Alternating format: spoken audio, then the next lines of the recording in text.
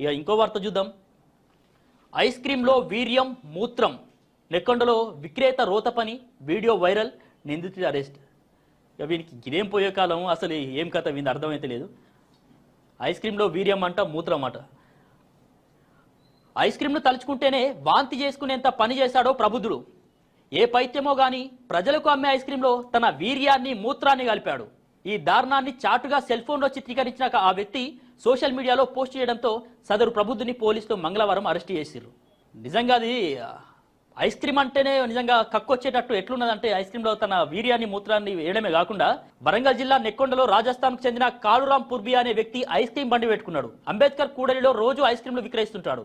బహిరంగంగానే తన వీర్యాన్ని మూత్రాన్ని ఐస్ క్రీంలో కలుపుతుండగా ఓ వ్యక్తి వీడియో తీసిండట. ఇది సోమవారం రాత్రి వైరల్ కావడంతో పోలీసులు రంగంలోకి దిగారు.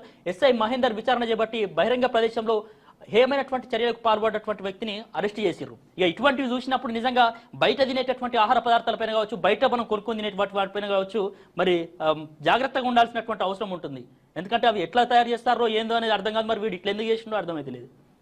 సో ఇది దీనికి సంబంధించి ఇక పాపం పసివాడు గోడను ఢీకొన్న కాంక్రీట్ మిక్కర్స్ వాహనం, గోడకూలి బాలుడి మృతి, జగిత్యాల జిల్లా మేడిపల్లెలో ఘటన.